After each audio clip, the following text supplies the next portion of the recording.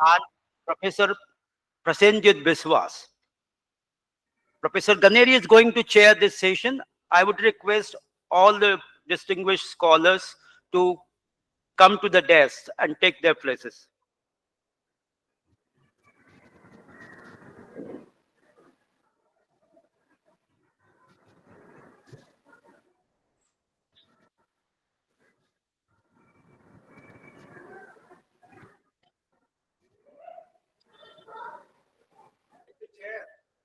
Yes.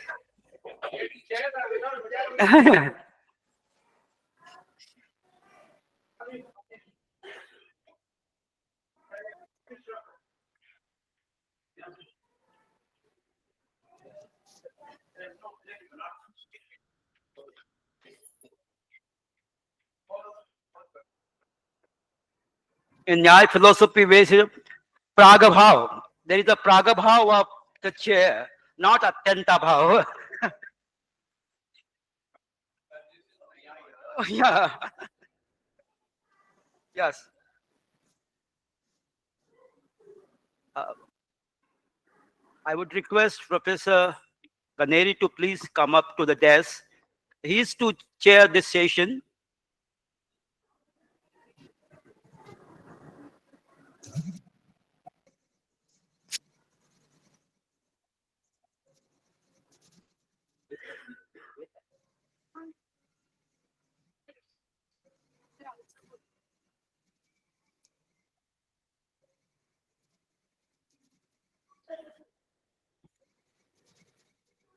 So, first of all, I would like to introduce today's distinguished speakers. Professor Gopal Guru is a preeminent political philosopher, and anyone who is not cocooned in the traditional philosophy will know him as a very important contemporary political philosopher. He superannuated from JNU and is known for his iconic papers that he has written in EPW. For instance, how egalitarians are social sciences in India, the ethics in the Ambedkar's critique of Gandhi, and many more. Apart from these articles, he has also written some books. For example, Humiliation Claims and Context, published by Oxford University, The Cracked Mirror, and Experience, Caste, and Everyday Social, and in Marathi, Varchasva ani Samajik Chikitsa. These are some of the very significant books he composed. And his main philosophical concern is to see a dialectical relation between theory and experience, and how to achieve a kind of reflective equilibrium between theory and experience. So I welcome you, sir, Professor Gopal Guru, sir. Professor Ganeri is already introduced to the audience by Dr. Rahul Moria. Therefore, I don't need to repeat his introduction. Professor Prasenjit Biswas is a professor of philosophy at NEHU Shillong. He has contributed on numerous articles in international and national journals.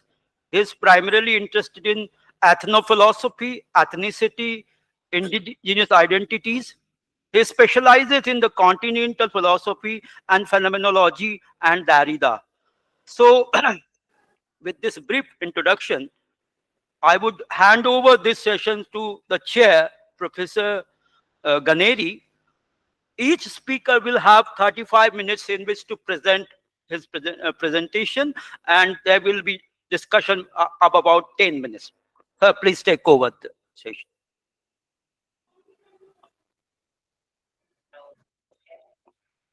Okay, I will invite the speakers, then you take over. So, okay. Yeah, okay. Well, it's my great pleasure to invite Professor Gopal Guru to give this talk.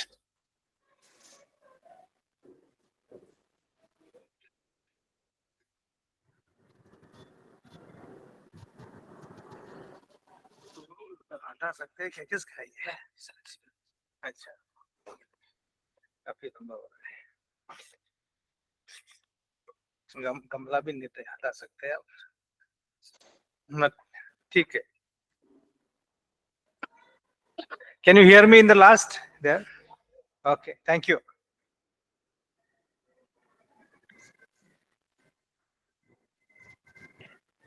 I will give 2 minutes to people to interact, chat among themselves, and then I will stop the moment you actually increase your chatting. This is called Foucauldian moral disciplining, which I don't like. You are independent to speak, but I am really requesting you to at least pretend to pay some attention to what I'm going to say.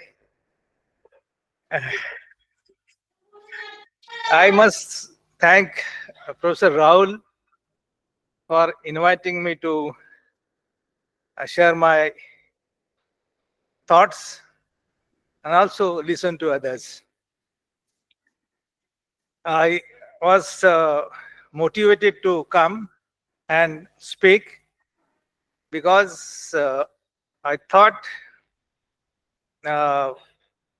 the concept note that Rahul has prepared has lots of fresh things to ponder upon, particularly about Buddhism and its relationship with pragmatism. But I'm not going to speak on the relationship between the two because others are there to speak at length with more authoritative theoretical voice. Taking my cue from Professor Rakesh Chandra, I always feel so empowered and energetic after he speaks. And thank you very much, Rakesh, for your making my life comfortable. Otherwise, I feel so little in the gatherings of the philosophers who are trained into philosophy of the Western and the Indian kind. I'm not a trained philosopher. Thank you, Prashant. You said I'm a political philosopher. But people are naming me, and I love it. I like it as well. Of late, they have started calling me as a theoretician, but I don't know whether I am really one. You can always manage to speak without these labels, and then you become small. And becoming small is so important to become big. And so let us become small in a very Gandhian way, or maybe Buddha's way. I am planning to speak about ହଁ ମୁଁ ଯାଇକି relationship pipe ଗୁଡା between ଖାଲି ଉପରୁ ରଖିଦେଇଛି ଆଉ ଯାହା ସବୁ କାଠ theory ମାଠ ଭଙ୍ଗା ମଙ୍ଗା ପଡିଛି ତାକୁ and ଉଠେଇଦବ politics, ଶୁଣିଦବ। and how much philosophy can really help me to really establish the relationship ଏଥିରୁ between ବାହାରିଥିଲା theory and politics. And Rakesh has already made a hint to that politics. Politics has become so important in our times today. I am a little disturbed about the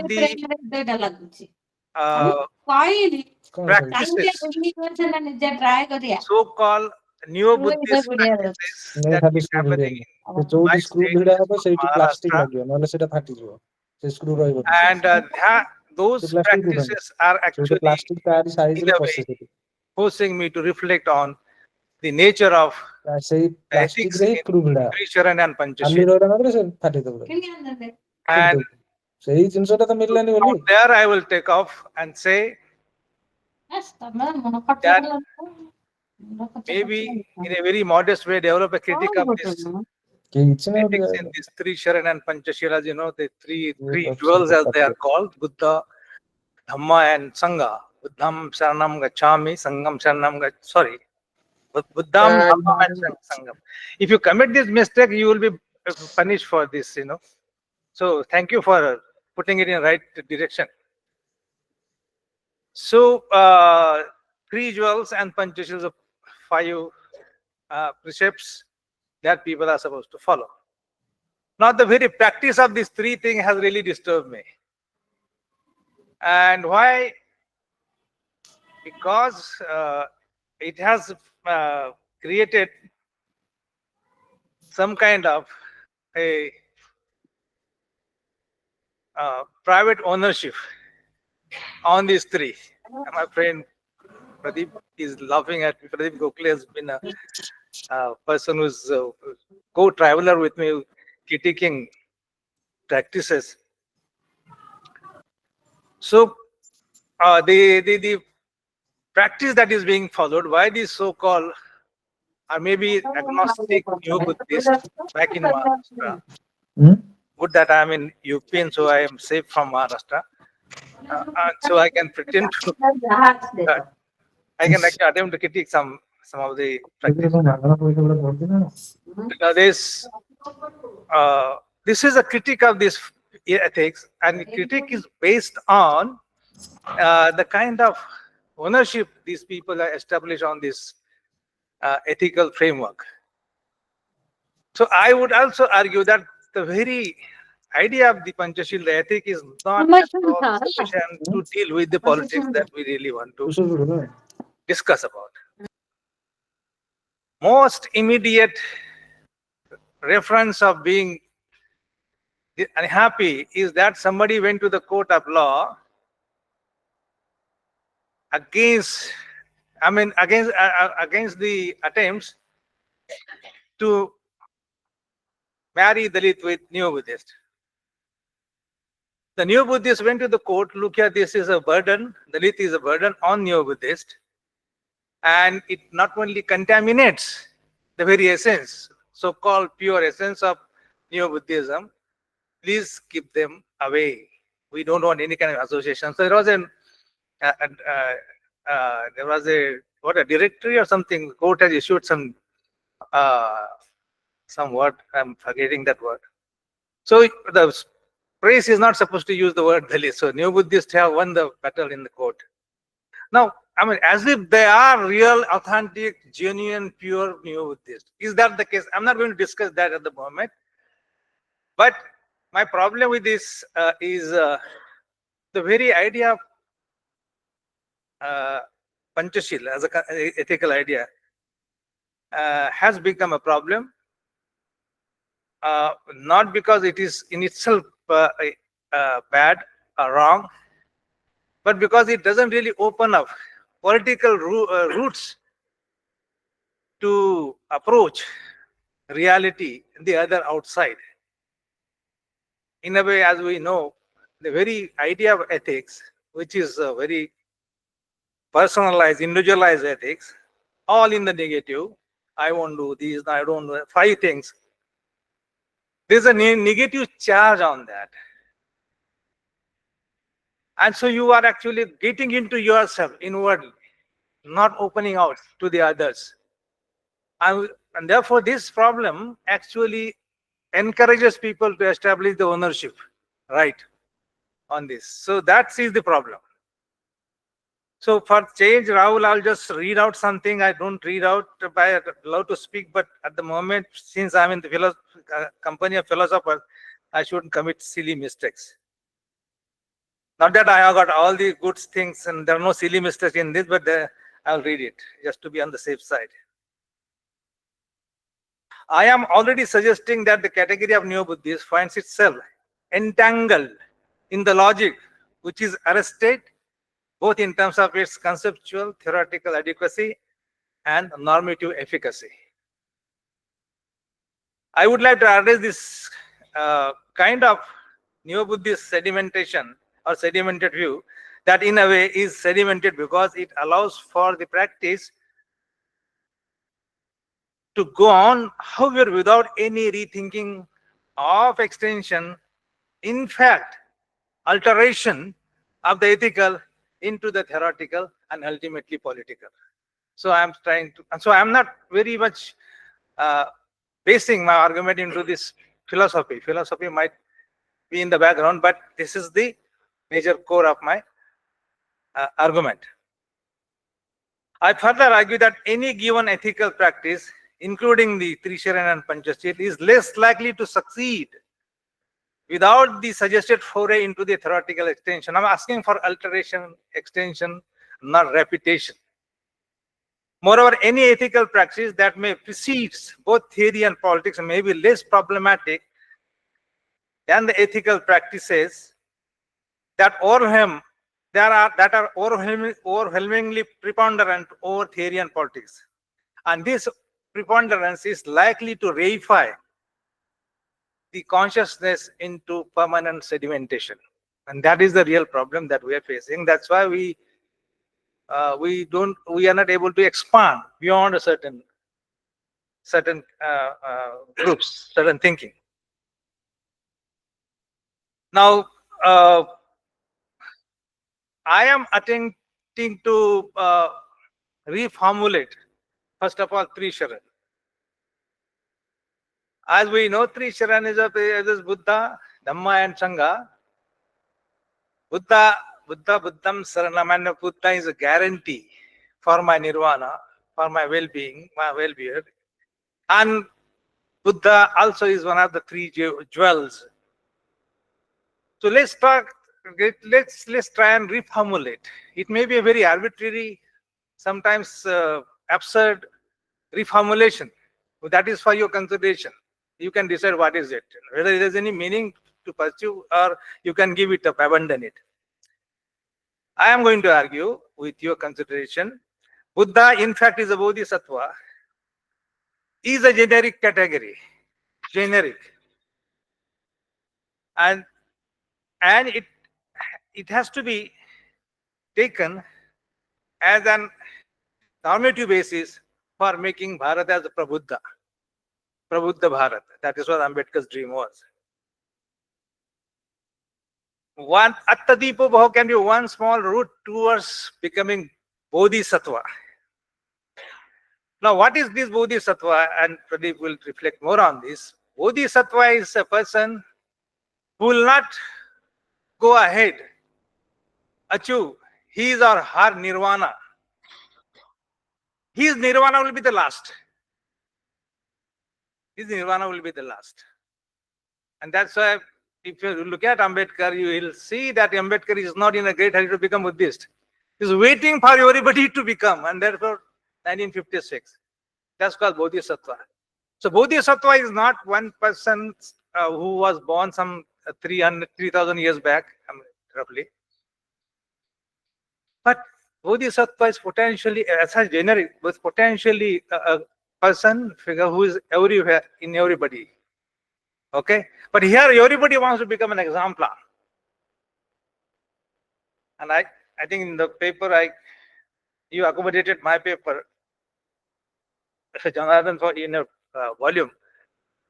As you said metaphysics, but now I'm actually moving away from that metaphysics. The paper he published in his handbook of, sorry, I'm also advertising myself. So it's right. So Bodhisattva is Buddha. But common Neo-Buddhists do not pursue them as the part of Bodhisattva, as a generic category. They are themselves now become one. And the common Dalits actually treat Buddha, not a Bodhisattva, Buddha as a guiding star. Shines from above, outside the human beings. Upar se kar raha hai kuch aise. Shining kar raha upar se. It's like a Surya. I mean, Ambedkar also is another Surya now. Sorry, a real Surya. They treat Buddha as a guiding star and who's shining from above. They seem to be thinking Ambedkar as another Bodhisattva, and hence there are only two Bodhisattvas. One is Buddha, the other one is Ambedkar. And they are outside the whole framework. So Buddha has to be taken as a Bodhisattva, as a generic, accessible, very egalitarian category. It's not foreclosing anyone's entry into Bodhisattva. What is Dhamma, therefore? But Bodhisattva, therefore, is not a perfect truth. It's just the truth in abstract truth. You can just become one. With the ideology, with the normative precepts that Buddha has given. What is Dhamma? As far as I can see, Dhamma arguably is the discursive space where a truth is given a very concrete shape for its normative consolidation. if not concretization. It's normative, not concrete becomes a problem. But I'm going to say that theory also has to be concrete later on. Within the sphere of Dhamma, I further argue that the consolidation still leaves some space for shaping and reshaping the truth. That's why it is just abstract, tentative. Dhamma thus is a space holder of truth in the making. Dhamma is a truth, is a space which provides a space holder for truth in the making. Second reformulated idea. Sangha, in my reformulated argument, is the truth condition, or the modality where such truth can not only be experienced, but finds its wider expression through collective deliberation, not within the Bhikkhu community, but outside of it. That's why the other is so important. The wider articulation through righteous deliberation, I'm already hinting at those deliberative philosopher. To that extent, you can grant me political philosopher. You can find some validity in what your description of me. So the wider articulation of the truth through righteous deliberation presupposes an invitation to share truth. Put differently, righteousness is in a way stands for the collective articulation of truth, not faith. It has become a faith, unfortunately, but truth. Now, about Trishara. What about Panchashil? It's much more difficult terrain. I'm going to cover. Please tell me what time should I stop? I'm still having some time. Or you can stop me from the audience. Another? Oh, great. One of the other difficulties with the existing Panchashil, which has been reduced to developed to ritual practice. And this ritualization of Panchashil has brought the complex structure of life to its simplicity. I mean, I would really appreciate you to underline this in your mind, or maybe in your paper. Can I repeat for my own clarification? Okay, thank you. Panchashil, as a ritual practice, has brought or bringing the complex texture of life to its simplicity. I mean, just say Trisharan Panchashil, that's it. Okay, you don't have to really do anything extraordinary thinking. Simplicity, rather in a straightforward manner. Straightforward manner. No crossroads involved in this thinking, just straightforward. Highway, no pakdandi to it. And this simplicity is brought with a great urgency. Great urgency to rush for the realization that one is a true Buddhist. One is a true Buddhist. Such rushing mode does not help one to remove the rough edges to its ethical, moral personality. And that's why there is an incomplete transition from Hinduism to Brahmanism. Hinduism to Buddhism. Brahmanism actually haunts me, and so it keeps coming. As the ethical practices which are carried in the name of this Panchashil show that 5 precepts whose endorsement seems to have become the matter of habit, just habit. They elicit the response from the Upasaka, as they call lay Buddhists, through making some pedantic preaching rather than critical engagement with complex reality, to which I was referring to earlier. In preaching, all these people who preach, I won't name them because they will feel hurt and I will also feel hurt correspondingly. In preaching, there is only a bare indication of rhetorical, in fact, ritualistic allegiance to Panchashil. This the bare bone expression of the normative, bare bone expression of the normatively loaded categories like Bodhisattva becomes a mere word that carry with it only emotional efficacy and polemical reiteration of lofty ideals of Buddhism. That's it.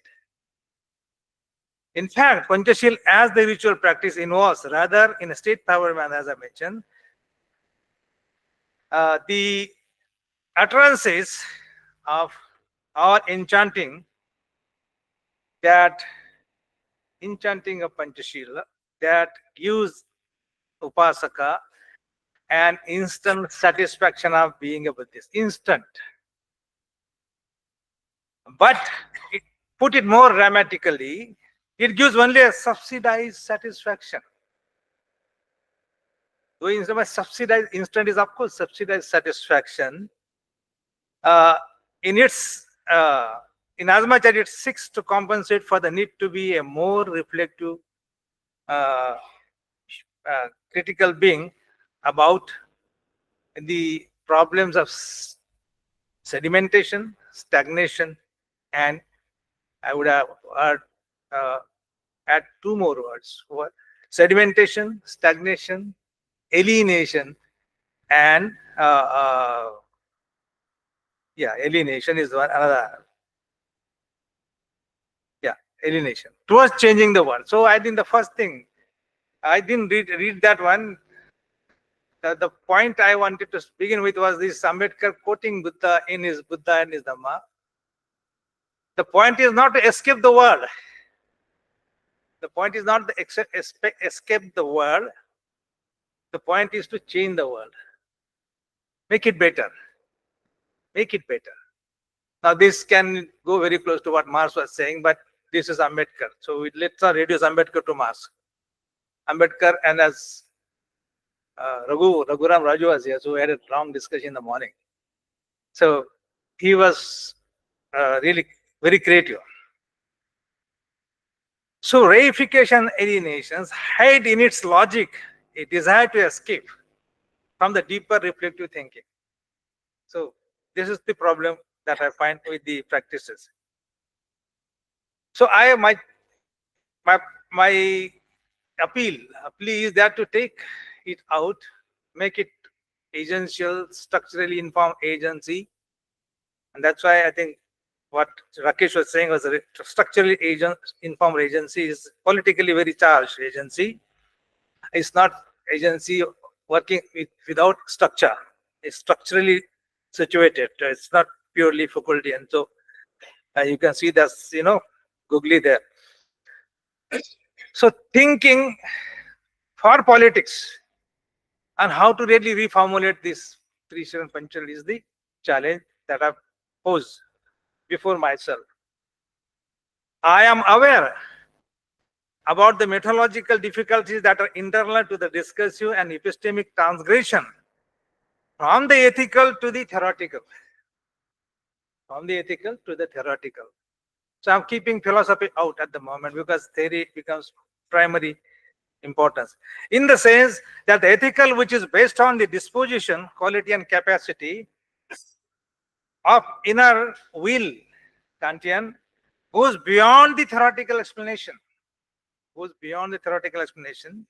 Hence, some may take his or her cue from Kant and argue that ethics does not require any theoretical reasons to, so to say, universalize this particular. And because there is the entry of practical reason, pure practical reason that can really do the job for you. You don't have to. You become universalizable through the deployment of practical reason. So you don't require theoretical reason. So that's the problem with the ethical.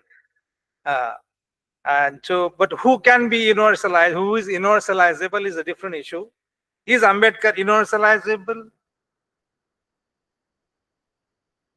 I think he, as an idea, is universalizable. but his identity doesn't really encourage you to make him universal as well. That's the predicament that we face in our country. So practical reason is different from objectifying theoretical use of reason in that it is intimately linked to the self-legislative moral. And this is all content. You can just ask questions about this. And some other people can, I mean, Kranti can answer, Jonathan, Rakesh, somebody can answer this question. Don't expect any answer from me about Kant. The practical reason is adequate enough to form a person into a moral legislator whose self-legislation becomes at the same time an universal legislation as well, and this is well known. We think there is a problem, I understand, in taking shifting away from ethics and converting ethics into a theoretical practice. You require reformulation, but ethics, of course, is not encouraging theoretical theory. But anyway, I am not throwing the baby along with bathwater. This whole thing. I think ethics is important, but only as an initial condition. Thank you. Only as an initial condition, but not the essential condition. The initial and the essential. I still believe that theory in politics is essential. I don't know about philosophy, but I am still clinging to my own argument. It's essential. The theory doing is essential condition for human to acquire the knowledge of the self and the other. Put differently, ethics is necessary, but not sufficient condition to understand the self and the other. I would argue that it is the theoretical that can extend oneself into the other. But the problem with Panchashil, the way they have been handled by so-called agnostic neo-Buddhists, is that it is not opening up this possibility. And as we know, Panchashil is put into a negative mode, and I am putting it what ought not to be. What ought not to be is I will not steal, I will not do all that 5 precepts. I will stay away from that. So negative thrust is there. And this is very individualistic that, I change myself, but what about others? Is there a possibility of changing the others or the other changing you? Is there a kind of a reciprocal, deliberative dialogue that can make you available to Sukha Samvada? Naneshwar, 13th century. Sukha Samvada. There's a happiness in dialogue. Okay? So that, of course, there's another story to it, another angle to it. So, but in Buddhism itself, there is a positive twist to ethics, for example, Panatipata Veramani, for example. I won't commit violence, but there is a provision in Buddhism that you can be friendly, Maitri. You can be compassionate, love, kindness. So why do you want to? You can turn this negative into positive, and which is available, which is given, provided within the framework of Buddhism. And similarly, we can give parallel examples to defeat this negativity that is there in the Panchashila. But my problem is still this individual. It's not really leaving the individual. Because you are doing it for your own self-conquest. You are actually conquering yourself through self-restraining. That was very close to what Gandhi was saying. So, still there's no escape from individualizing. So we are interested in holding dialogue with the others. So how do you do it? Unless you actually reformulate it. And I have tried to reformulate it. How many minutes, sir? 5 minutes, good. Okay, let's quickly, I have one more section, but I will leave it. But this is good enough for me. New precepts for going out of the individual into the collective. A very political move. I mean, it's maybe pragmatic, I don't know. I would have said dependent origination. You really require negative in order to walk into the positive. The conditions are provided by the negative, otherwise I wouldn't be speaking here. So dependent origination is connected. Since the theme of also is dependent origination, I thought I will also try to make my presence relevant by quoting it. So what are these five precepts, new precepts, which have a kind of a very not multicultural, virtual, but liberal, very modern modes of reformulation?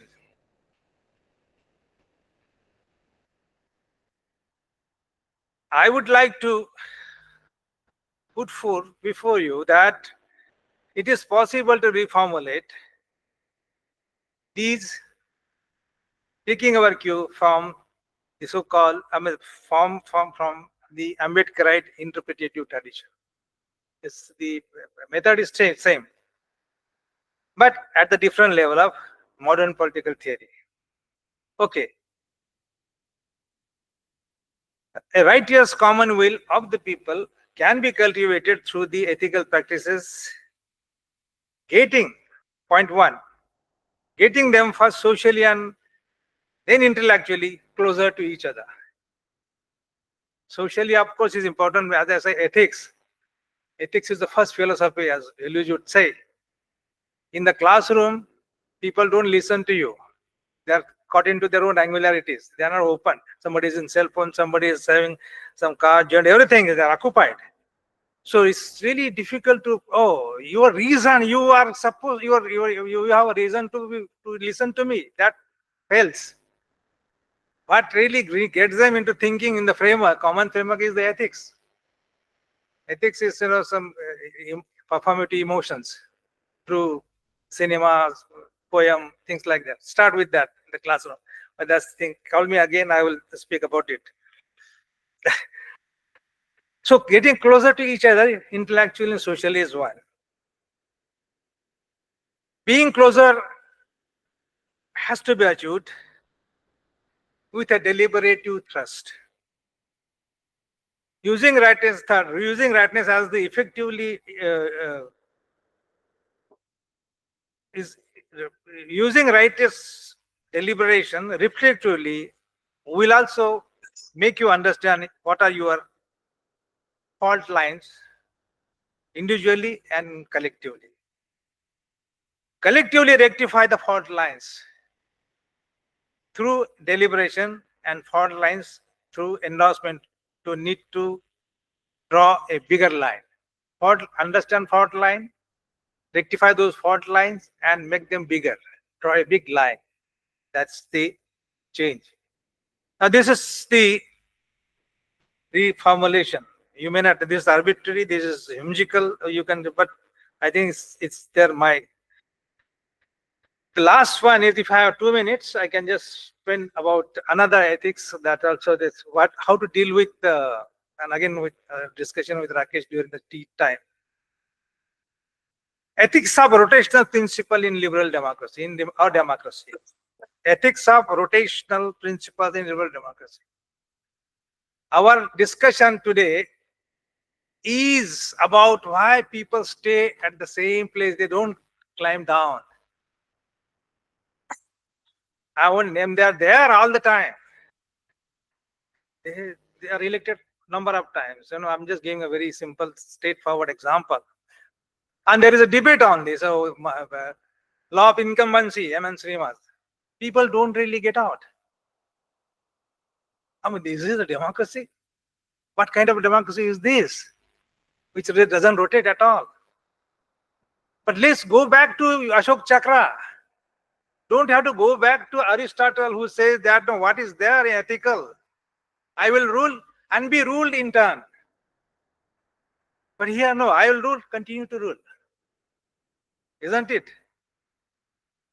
Ashok Chakra, the 24 plates to it, and dynamics. Every plate has to go down and come up. But that Ashok Chakra has not been given its due for its own dynamic rotation, isn't it?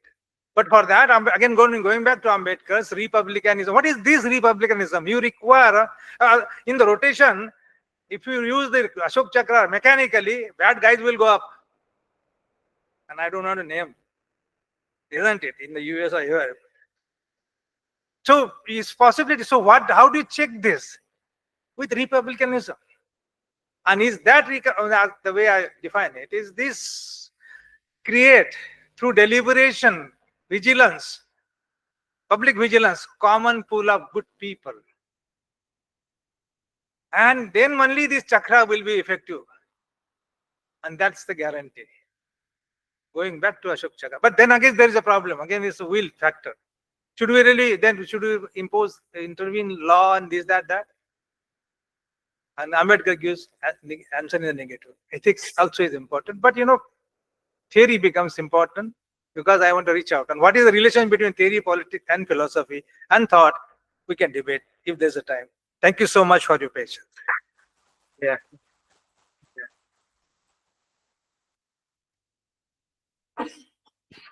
So we should have 10 minutes for questions, Q&A. Who has a question? Yes. Do you want the? You can manage.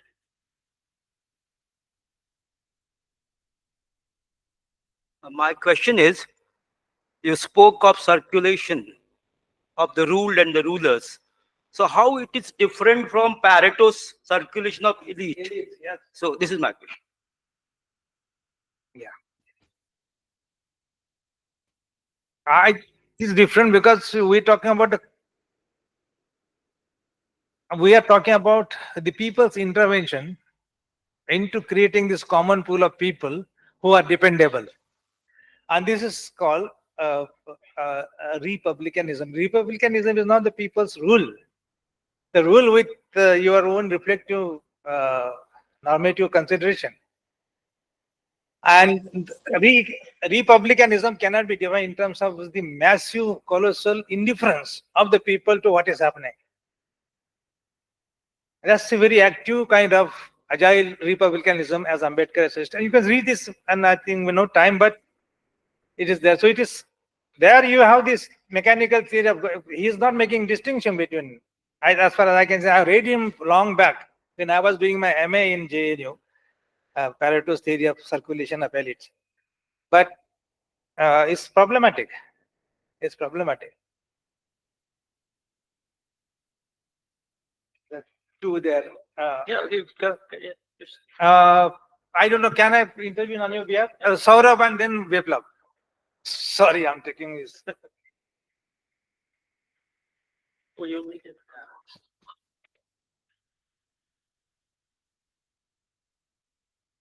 Sir, this is basically like I would just like to speak more, listen more on your this idea of that ethics is the initial condition or the final condition, and it is like for it's a theoretical which has a primacy over the ethics.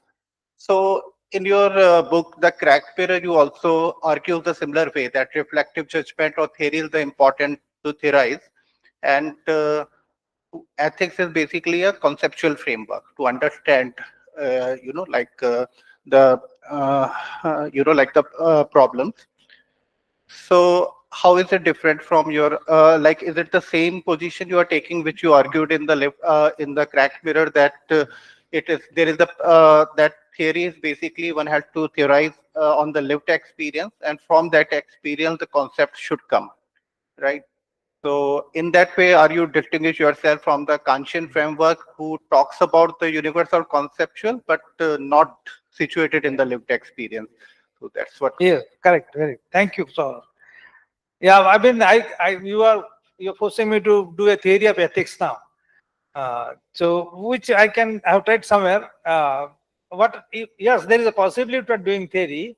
I had mentioned that pragmatically you must bring in ethics just to get people into the framework of thinking together with you in the classroom situation, which is actually socially mixed and culturally diverse. So, but should we be doing that? It's a thing unfair. I mean, I didn't make that point.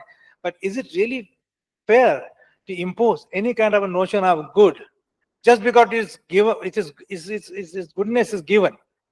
I would say ethically it's wrong. You just can't impose.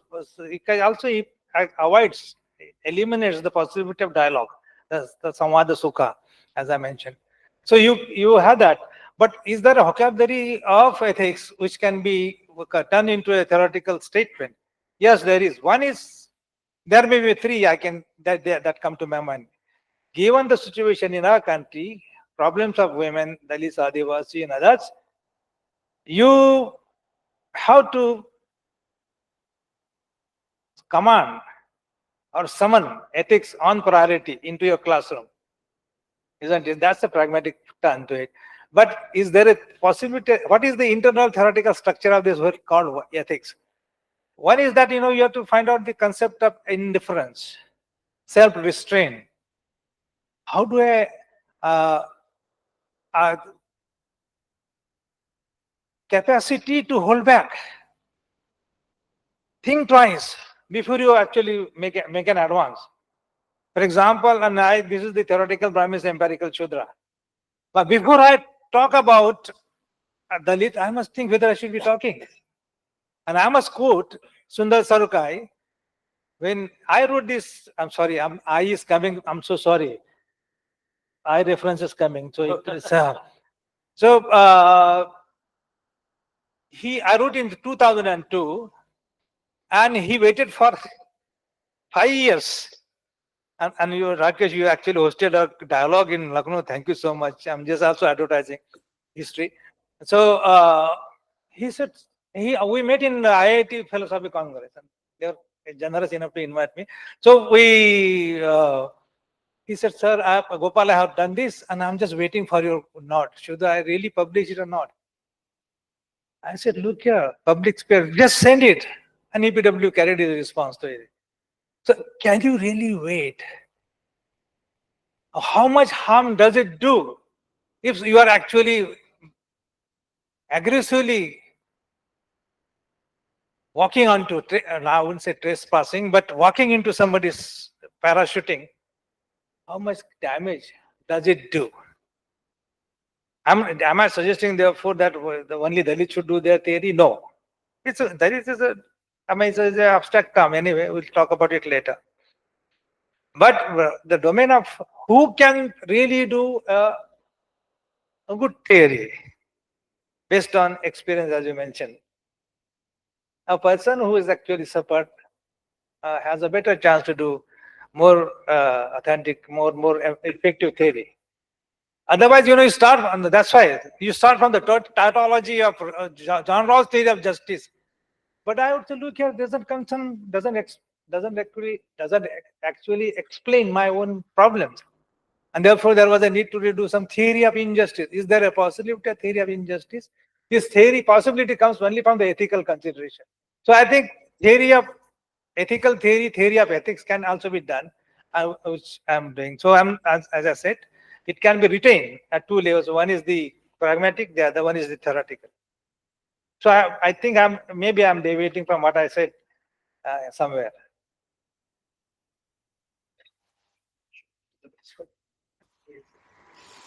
I think we should listen to Sanjay. I agree with you about the critique of neo-Buddhists as they being stagnant, passive, and repetitive, and all that. But I just want to ask one question. Okay, what is the root cause of this stagnancy, of this passivity? The root cause is somewhere in Holy Book, towards the end of the Holy Books, where Prophet says that your job is to follow or imitate the idol. That is the question. Thank you, sir. Yeah, follow the Bible book, but they don't follow the books. It is just, even that also is not possible. Buddha and Dhamma, how many of them? You see literature, crores of rupees are, you can see at the Diksha Bhumi and Chaitya Bhumi in Mumbai and Nagpur. The massive sale of Dalit literature, Buddhist literature is among the Dalits. Crores of rupees transaction taking place. This time it was 100 crores. That's the 100 crore rupees books were actually sold at Chaitya Bhumi. to this 6th of December. I mean, this is a rough figure, but in crores. I mean, you have this situation and yet you have stagnation. So what is this? I mean, there are certain, I mean, you should really open up, taking the recourse to Buddhism, you should open up. I mean, Attadipo is again the exemplar, but do you require historical exemplar? Exemplar. You require, because people still want, they're not fully enlightened, they require somebody's advice from outside. Let us not romanticize it. Otherwise, we would not be teachers here sitting. Sorry? No, I think the root cause is this, this is something which has to be answered in terms of why there is no journey towards making India a country where you will find Begumpura or whatever, you find the sense of a social good as Maitri is reigning. There's no enmity, there's no violence, nothing. Is that so? Why you are actually not doing that, and your own self-interest not to do it? Yeah. So that's the root. So you have to question your own self. I mean, there are different answers longer answers one can give, but this is the quick, short answer for a long, very deep, reflective questions. Yeah, thank you so much. Thanks very much. No, quickly, because we need to have another speaker. Sort of not opening up. Why opening up? Is it not connected to the identity politics, which is running throughout the world, not only in India? And Yeah. the identity politics, Dalit identity politics strong, and it is able to give the leaders and the supporters and the followers some sort of economic tools and power. Why should they open up and go what to call battery and what sort of? Yeah, I mean, this again, I mean, I think I said identity and idea. You must make a distinction between the two. You allow people to become an idea, then they will get rid of identity. Will they? Oh, Ambedkar is a Dalit scholar. What is this? Yeah, you are refusing to become universalizable. And our friend who's not coming, I mean, is he coming? I don't know. Gandhi becomes universalizable. I'm sorry, I'm not juxtaposing. Both of them are equally capable of becoming universalizable in terms of ideology, their philosophical thirst. But give me half a minute. So the other one is this, and Rakesh very sensitively referred to it, the identity thing. I mean, he actually presented a parallel paper during the tea session. The inner dynamics, inner thrust of any identity is universal, but the outer expression is particular. Now, people should really break this. You must have a corresponding form and the content, and you must really you must bring in Hegel and not Kant on this. Thank you. I have given a golmal answer, I know, but it is suitable. Okay, thank you very much, Professor Guru. Yeah. So we move to the second speaker, Professor Prasenjit Biswas from NEHU. Thank you.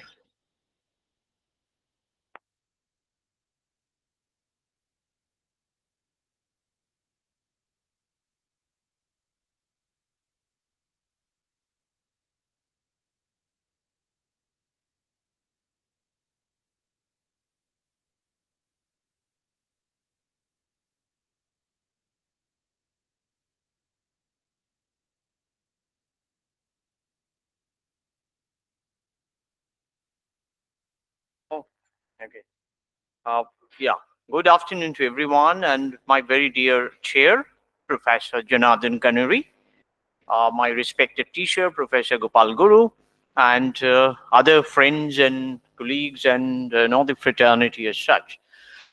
It's a great occasion to create such a forum for discussion, especially to discuss about a kind of contemporary relevance of Buddhism in terms of its pragmatist turn, which is a very important turn that is to be mapped properly in terms of the current discourses that happens in social and political philosophy as well as in epistemology.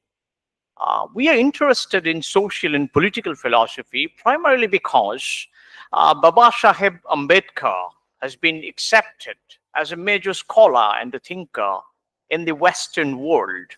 The Western world has received Baba Saheb Ambedkar in terms of his entire corpus of writings, in terms of realizing that caste is a phenomenon across the world. The noted black feminist scholar Isabella Wilkerson had written this fantastic work, sold billion copies, Casteism in America. It's a fantastic work where she is pitching caste against the racist kind of aggression that's happening against the black Americans across United States. So the whole notion of blackness is something that returns as a notion of caste oppression. The whole notion of being a migrant, the whole notion of being marginalized and outcast, as well as being black, as well as carrying some marker of being othered in a certain way in the body, in the identity, in the social location. That brings back the significance of caste, not just as a differential marker, but as a marker that creates a whole set of practices, the practices of reading, pedagogical practices of reading texts, and the practical praxis of practicing a certain form of equality or a certain kind of inequality that is justified in democratic, republican, as well as in sometimes fascistic terms as well. So you have a votary of justifications that is created in the name of equality and inequality, centering the notion of caste that arises from carrying, embodying, enacting, and realizing a kind of a differential marker in oneself as well as in another. And these differential marker, or a plurality of differential markers, markers that crop up from our social experiences of every day, and the markers that come into existence because of a certain perception of reality, a certain perception of the otherness of the other, or the way one receives a certain sense of otherness in oneself by being implicated as an other by the larger social discourse or the larger ecosystem of identification. Is something that brings back caste not just as a primordial category, but as a category of re-weaponization, as a category of re-instrumentalization, as a category of re-identification by departing from the existing primordial available sense of belonging to a caste. So caste is no longer belonging, but it's a kind of becoming. It's a process of not making an identity, but making re-identification possible. If I use Kantian language, that would be the condition of possibility of re-identification, repositioning as a differential marker. So what is this differential marker all about? And that's where Buddhism comes into practice. Buddhism tells us that a differential marker is to be understood as a theory of oniyama, a theory of unrestriction or non-restriction, as it is available in Tattva Sangraha, translated by Dwarikanath Shastri, who is from Varanasi. Verses 12 to 15 talks about the nature of reality in terms of a mix, a hybrid intrinsicality, shata, and parata, extrinsicality, a hybridization of intrinsicality and extrinsicality is a theory of non-restriction. Neither truth nor falsity can be understood in terms of something that could be perceived or something that could not be really perceived. Something that could be virtual, something that could be simulated, something that could be computed in a system-driven screen here, and something that can be actually sensed and felt, not in correspondence to each other. So there's a clear disjunction between perception and reality here, a disjunction between computation, what is computed as a certain representation of reality, and what is available at the level of cognitive scale. You have to change the scale from cognition to computation. You have to change the scale from computation to representation. You have to change the scale from representation to simulation. And as you change the scale, do you really require an agency in yourself?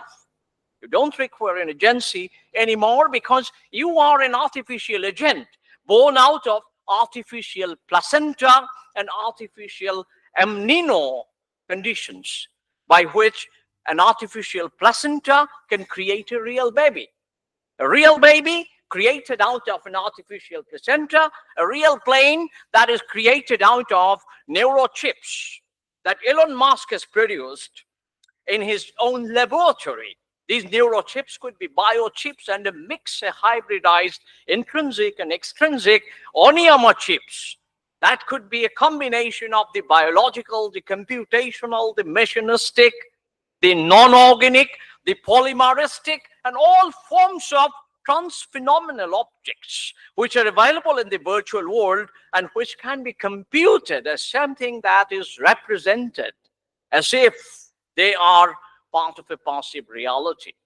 So therefore, there is this as if bridging principle between perception and reality, between cognition and computation. And therefore, we have a thesis about pen computationalism. And Buddhism, through its theory of non-restriction, is proposing a theory of pen computationalism. You can compute an outcome. You can produce an effect with an E or with an A. And as you produce an effect with an E or an A, you hybridize your entire cognitive corporeal mechanism of intelligence, of knowledge, of sense perception, of extrasensory perception, of the sense of virtual reality as reality plus, plus, plus. But that sense of reality is not something that is realistic. Indeed, the whole notion of realistic is reordered as a kind of a hybridization of reality and unreality and non-reality or irreality. This process of hybridization is this construction of pen computational reality that the Buddhist theory of non-restriction or aniyama speaks before us. Now, its significance before Ambedkar had been multiple.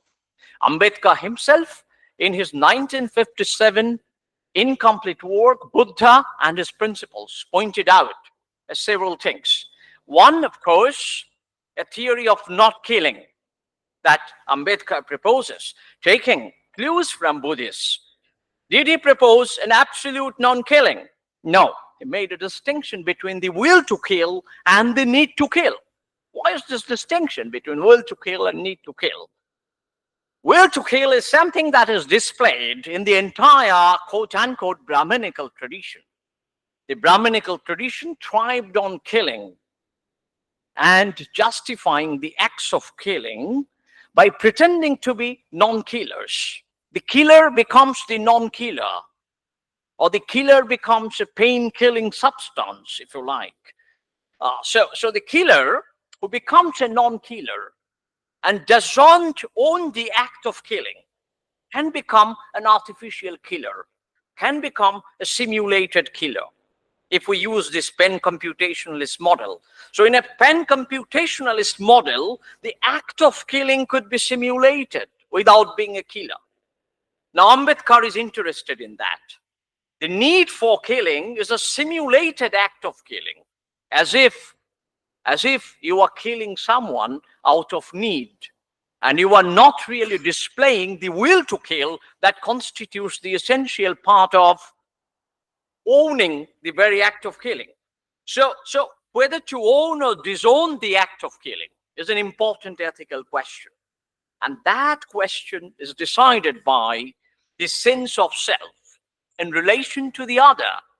And the sense of self that Ambedkar is trying to precisely present here is not in terms of the killer and the kill relationship, but a sense of self that is trans-relational, that is irrelational, that is partly relational, partly unrelational, non-relational. So you have a relational other who becomes a killer, and you have a non-relational painkiller who becomes a non-relational other. You combine the relational other and the non-relational other in a simulated form of as-if killing, and therefore you can eliminate the killer himself.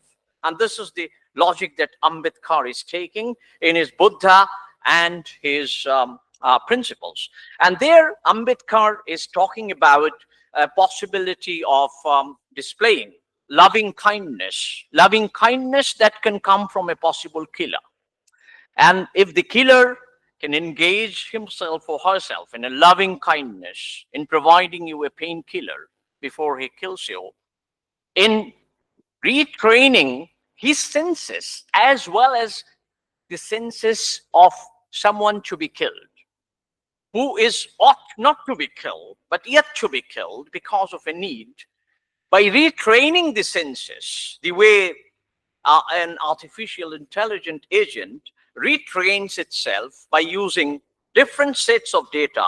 You move from a current set of data about killing to a totally different set of data about this possibility of relational othering and non-relational othering. In the form of the killer-kill relationship, in its trans-relational form of not owning the act of killing, because it's an as-if act of killing, that kind of a move is always possible in order to restore the ethics and bringing back a kind of a loving kindness, which is part of the prajna that Ambedkar proposes. So I would say that Ambedkar himself becomes an avatar of Buddha, not just stopping himself there, but allowing himself to be avatarized instead of being universalized. So you have so many avatars of Ambedkar. There's a universal process of avatarization of Ambedkar that is happening at this moment. Just because Ambedkar himself has started from an initial position of avatarizing Buddha in himself. So therefore, the initial condition of Professor Gopal Guru is met here, because Ambedkar has started from the initial point of avatarizing himself as the new Buddha, and then letting that process into a universal avatarization of Ambedkar in many of the new avatars of Ambedkar. So there is this steady process of avatarization in an era of simulation and artificial intelligence, where you have a computational agency. It's possible to create an avatar of Ambedkar anywhere in the world. And that possibility is brought out by Ambedkar's reading of Buddha once again here. So this is something very, very significant. The other important thing that I wanted to bring out is a kind of a Western American misreading of Ambedkar, represented by a person like Scott Stroud, who wrote a book on development of pragmatism in India concerning Ambedkar. And the question is Ambedkar a pragmatist in an American sense? Or Ambedkar is a Nietzschean? Because Ambedkar talks about annihilation. Ambedkar talks about the need for killing, though it's a bloodless killing. So Ambedkar's pragmatism is a Nietzschean kind of pragmatism. It's a kind of a return to the perennial principles of Buddhism. It's not really moving out of Buddhism. While Gandhi's Satyagraha is a movement away from Buddhism to something like ahimsa as a kind of a new doctrinaire practice, as a foundational practice of Indian Republic. Ambedkar didn't propose a foundational practice of Indian Republic, but he merely proposed a practice of orienting oneself to a situation where hierarchical differential markers are creating an oppressive structure. I won't go on speaking more, but suffice it to say, to give you something new about Ambedkar, is that Ambedkar is not a mere Maharashtra-born Marathi, but Ambedkar became a member of parliament from Bengal. I'm proud to say my community, Biswas community, had sent him to the parliament, though I am a Brahmin Biswas. And there are these Motua Biswases who have voted for Ambedkar and sent him to parliament, because of which Ambedkar would become the first law minister of India. Now, Ambedkar has a very special connection with Bengal and Bengalis. One has to look at that connection. Bengal had been the kind of backyard of Buddhism throughout from 5th century to 11th century. Bengal had been the hinterland of Buddhism. And you can see all these stupas, all the relics of Buddhism in the entire larger Bengal, comprising of the current West Bengal and the Bangladesh and parts of Assam as well, from where I come in right now. So point here is that Ambedkar wanted to see that there is a re-Dalitization of Bengal's polity. He started an experiment there, and this re-Dalitization of Bengal's polity was stiffly resisted by Bengali upper caste Bhadraloks, Chattopadhyayas, Bandyopadhyayas, and Mukhopadhyayas. They were restricting, posing a theory of restriction by saying that it is because of partition that Bengal has to be divided. There was this famous voting in the Bengal Assembly, where along with Shama Prasad Mukherjee and Jyoti Basu, Congress leader Prafulla Kumar Ghosh, Prafulla Chandra Ghosh, and B.C. Roy, everyone voted for partition. One who has voted against partition is this Bichara Jogendranath Mandal, who had to go to Pakistan, become a cabinet minister in Pakistan, and then had to come back by resigning and come back to Bengal among the Motua community. Harichand Thakur and Guruchand Thakur, Thakurs worshipped by my community in Bengal, are the proponent Thakurs, and Ambedkar allowed his ideas, and he allowed an interaction between Guruchand Thakur and himself, which is carried out further by Harichand Thakur, by bringing out the idea that there is a need for re-Dalitization of Bengal's polity, and by extrapolation, re-Dalitization of India's whole polity. And therefore, you need many Dalit representatives to come up as in the parliament, to the extent that 2/3 of the parliament is filled by the Dalit and the tribal representatives. Ambedkar is joined by Matuas, Jayachandra Singh from Jharkhand, tribal leaders, and there is a bigger unity between Dalit and the tribals here. And this is again a theory of unrestriction that Ambedkar has practiced. And in the process, the tribal worldviews, where killing is a must, where you can eat anything. You can eat a snake, you can eat an insect, you can eat a termite, you can eat a whale, you can eat many other things. I'm not taking the name of the political animal here deliberately, because politically speaking, any animal, any insect is a political animal and a political insect. For Ambedkar, for this larger cause of the Dalit tribal unity that Ambedkar wanted to build up. And that leaves us with a sacred neo-Buddhistic mission and a vision for the 21st century India, in which 2/3 of our parliament will be occupied by the positions taken in by the Dalits and the tribal leaders, who are emanating from a bottom-up process that's happening across this country, and that is inevitable. That's the historical call that Ambedkar leaves us with. And therefore, it's a larger practice of a theory of aniyama as opposed to jama, niyama, nididashano, and all kinds of canonical readings of the Indian text that is violated by this kind of a transformative practice that Ambedkar has himself advocated and suggested. I stop here. We can have more discussion if it is needed. Thank you all.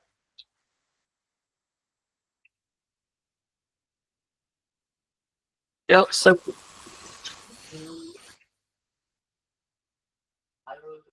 Okay, I can stand here and speak, and yeah, if there's anything, please. Yeah. Yes, Oh, sorry. Okay. Oh, no. I mean, Who can handle this? I'm not aware of this platform.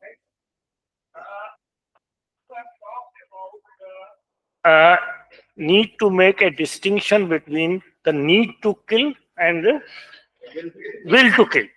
Now, I can see a parallel in Gandhi when he talks about, or he allowed for killing of a calf in his ashram because because of the mercy, because of the not because of the will to kill, but for the need to kill. How would you make a response to this parallel between Ambedkar and Gandhi? I think this is also related to the idea of satyagraha, because in the last, Ambedkar was not in favor of satyagraha. Gandhi was. The problem is, how will you define this need to kill in the present political scenario? Who is the target? Thank you. I mean, it's a very, very necessary question. Yeah, yeah, online. It's a necessary question. But Gandhi's act of killing was mercy killing. You know, this whole conception of mercy. No, but the act of so so so mercy killing is killing with ahimsa, in a sense, in that particular episode. Now, one who is benefited by mercy killing is not able to say what is the benefit. That's the ethical problem for Buddhism and even Ambedkar. Ambedkar would like the killed also to realize the benefit of being killed mercifully or unmercifully, whichever way. So, can the killed speak at all? A question. So, there this question of avatarization would come. You know, one who is killed for a Dalit cause has to become an avatar, avatarization of the killed. You know, and that will reduce further propensity of killing. And as far as this name Satyagraha is concerned, some people have interpreted Satyagraha as Satta Hingsa. It's not Satta Himsa, it's Satta Hingsa. Satyagraha is a Satta Hingsa, it's a violence for truth. The act of Satyagraha has a hidden sense of violence. In enforcing Satyagraha, on the other side, Satyagraha is enforced. It's not something that is a reconciled position. Satyagraha doesn't start with a reconciled position or a reconcilable position. It's really irreconcilable. Satyagraha is irreconcilable. And therefore, it's Satto Hingsa. It's not Satto Himsa. So therefore, there's this little contradiction in Gandhi, which cannot be overcome by Gandhi himself. Probably an act of Gandhigiri can allow us to overcome this little contradiction that Gandhi has created in us. Yeah. Yeah.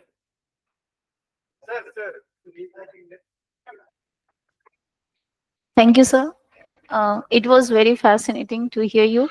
And I'm more interested in the technological part of your presentation, sir.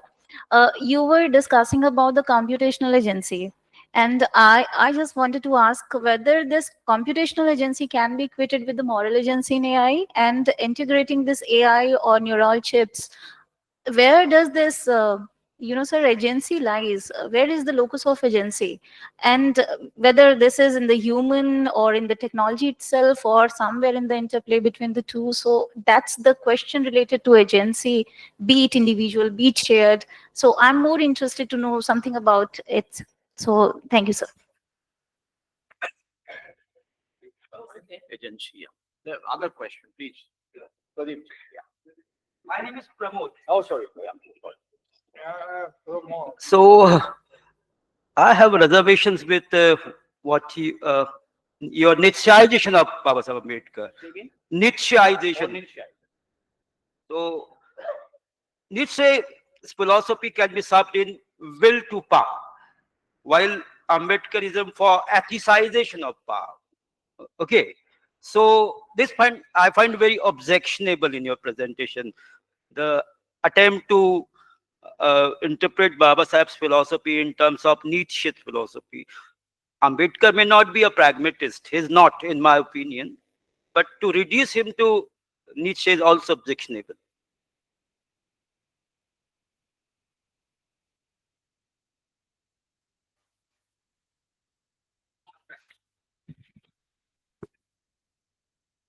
Thank you, sir, for the wonderful presentation. Uh, you mentioned about the concept of pan-computationalism. So my question is related to that. Like, can pan-computational explain the subjective experience or what it is like to feel or what it is like to be a particular entity? Like, can we explain what it is like to be someone through the concept of pan-computationalism? Thank you.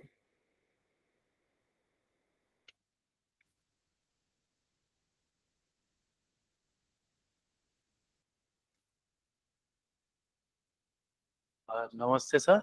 Yeah, please. My question is, since we are internalizing the works of Ambedkar, and I think in his one of his article, he has given the pragmatic approach to Buddhism while comparing Buddha to the Karl Marx in one of his article with the pros and cons and comparing and contrasting between the Buddhism and the uh, communist manifesto with comparing to. And for example, he has like in Buddhism, he said that the root of the suffering is the attachment, and the with the Marxist perspective, it is like the private ownership of the property is the it should be abolished. And in that way, the Ambedkar has countered and supported and countered the Buddhism and the Marxist in a pragmatic way, I think. And can that be a tool or the new approach in evaluating the Buddhism in today's changing world order? That's all. Thank you, sir.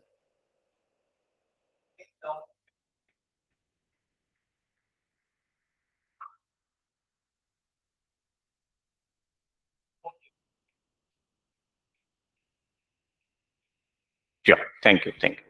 So the last question first, because that is something to deal with the notion of property. Ambedkar radically disagreed with Marx, where Marx has talked about, partly Marx has talked about in response to Kautsky, let's say, in response to Kautsky, which is available in the less read fourth volume of the Capital.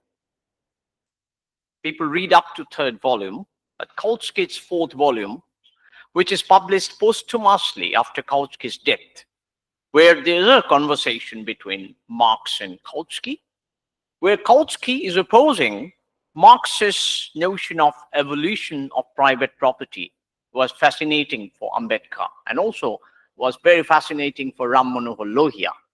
So Lohia and Ambedkar developed a thesis, I would say concurrently, not jointly, against abolition of private property. Ambedkar's justification was that property is not to be owned, but property is to be taken as a kind of a shared stakeholding. Property is to be shared. So property is without a owner. Property is possessed without a possessor. And that fits into the Buddhist framework of Anatmavada, that there is no possessor of a property. There is a mere user of a property. Ambedkar wanted that kind of socialist understanding of property, not a Marxist or a Buddhist, but added something new, taking cues from Buddhism and rejecting Marx, following Kautsky. So that's how you can read Ambedkar and Ambedkar's writing on property. That's number one. Number two is about pen computationalism, whether pen computational machines can feel. That's a very interesting question. One who proposes pen computationalism is saying that machines still cannot feel, because machines are not really rational machines, but machines can be augmented, or the feeling can be simulated in the machine. It is possible to simulate feelings in the machine.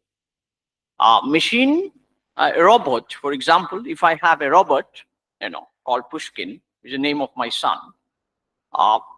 and the robot called Pushkin can exactly understand when I want to read a text of Buddha and goes up the ladder and fetches the text of Buddha from my bookshelf, like my son does.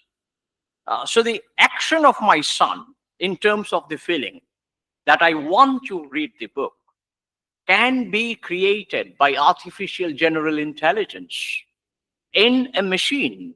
And that machine now has a phenomenal access to my consciousness.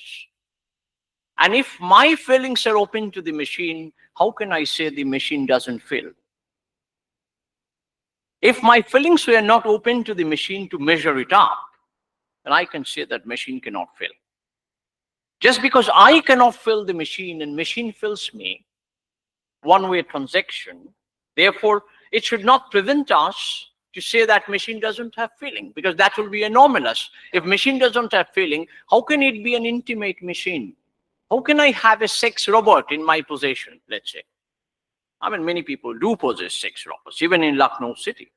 So there is this feeling which is possible, and it's opening up because of artificial general intelligence.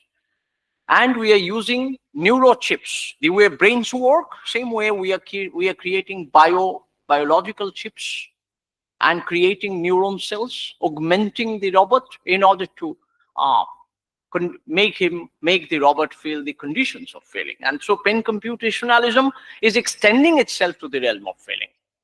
It's not the case that it's not able to extend itself to the realm of feeling. All right. So this is, and Ambedkar could predict that a day will come when this distinction between the work and the worker, the kind of work that you are doing, and by which you are branded as a worker, as a knowledge worker, for example, the knowledge worker and the worker in the toilet, that distinction will get completely abolished. Why? Because toilet worker can see you as a knowledge worker, although the knowledge worker cannot see the toilet worker as a toilet worker at the same level. So that it's a problem of scaling in pen computationalism. And that we can have multi-scalar machines that will bridge up this gap between feelings. Increasingly, we'll have more and more bridging up of the feelings through pen computationalism. Now coming to Pramodji's question about this Nietzschean understanding of Ambedkar. Ambedkar uses the word annihilation, and it's a kind of straightforward nihilism. Not only that, Ambedkar says that, I mean, let me explain this. I mean, you have every right to disagree, my dear friend. No problem about that. But nihilism is annihilating the very notion of self, very notion of ownership is annihilated here. Why it is annihilated? Because after annihilation, you are left with a kind of a post-self, a kind of a non-being that you are left with. And this notion of non-being is absolutely needed to eliminate the caste hierarchy. Without a notion of non-being, you can't eliminate the caste hierarchy. And therefore, he becomes more Nietzschean, then becoming Deweyan.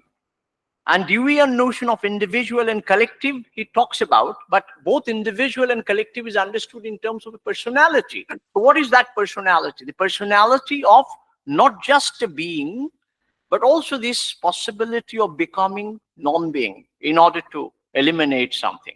That's the kind of annihilation that Ambedkar is talking about, which is Das spake Zarathustra, which Ambedkar read many times.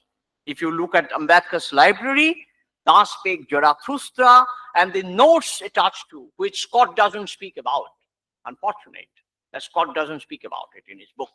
That Ambedkar read Nietzsche with keen interest because Ambedkar was opposed to fascism and therefore he read Nietzsche, thinking that, oh, Nietzsche is the godfather of no. Later he understood that Nietzsche is not the godfather of racism. Ambedkar's position is that. So therefore, Ambedkar is more friendly towards Nietzsche. And therefore, that's an additive aspect of Ambedkar because Ambedkar is a multidimensional personality. He is not just a Nietzschean, but one part of Ambedkar is definitely a Nietzschean part of Ambedkar. Okay. The last thing that you were talking about, agency, is something very interesting and important. Uh, Agency is no longer in terms of one who can act, but agency is in terms of one who can see. If I can see that something else is happening here, then I have the agency. Now, most of the machines can have this adaptive vision process, most of the machines.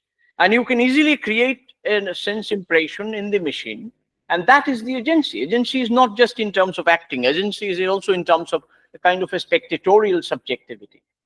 So, agency as spectatorial subjectivity, as it is there in Kant's third critique of judgment. Kant also defines agency as spectatorial subjectivity. So that kind of spectatorial subjectivity and an improved version of that spectatorial subjectivity is produced through computer vision, through robot vision, through microvision and through macrovision. The fact that we are using some kind of a innovated spectacle, gives us the agency. Suppose we are taken away from that agency. Suppose somebody who is a perpetually blind Mary now can see the world and feel the world because of certain kind of a neurochip that can be fitted in certain regions of the brain. So a blind man can start seeing very easily because of bionic chips at this point of time. So therefore, agency is restorable. Agency is not something that is non-restorable, non-agency, non-agentative. You can restore agency at any point of time, like switching on and switching off. It's like a biological switching on and switching off if you use Denisian kind of understanding. So agency is part of your free will. If you have the free will, you will always have the agency. It's not the case that if you have the agency, then you will have free will. If you have the free will, you can always have the agency. And this bottle also has a free will because it can be dropped here. So it has a free will here, certainly, as far Dennett is concerned. And you can predict in how many pieces it will go because I'm looking at it. So I know that it is in the whole piece. Suppose I cannot look at it. I just hear the sound. Then I may see that it has gone into smithereens. So agency is embedded in this free will and free will generated causality. I have always argued for that.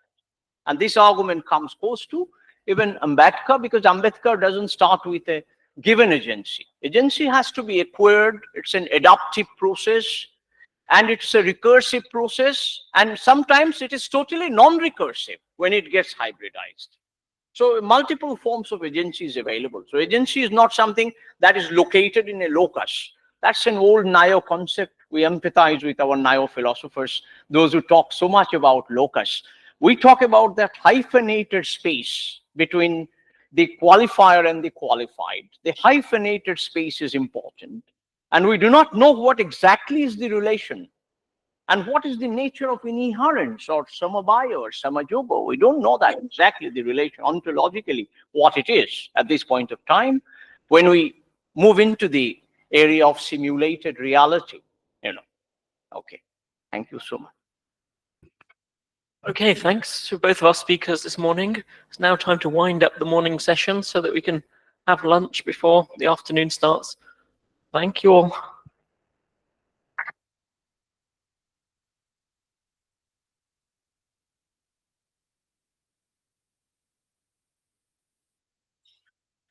Wait a minute. The session is not over yet. We have to felicitate our speakers. And for this, first of all, I would like to invite Dr. Kalpana Yadav to please come up and honor our guests by giving them a memento.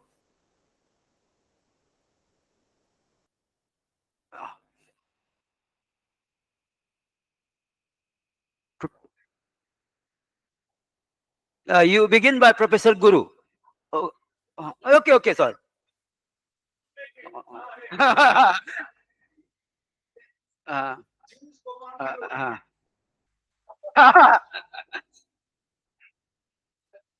now I would like to call upon Dr. Priyanka Mishra to come over and present a memento to Professor Gopal Guru.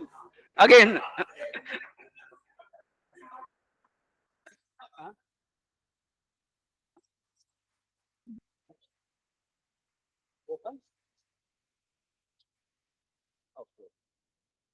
Now, may I call upon Dr. Upendra Kumar to please come and present a moment to the chairperson of this session.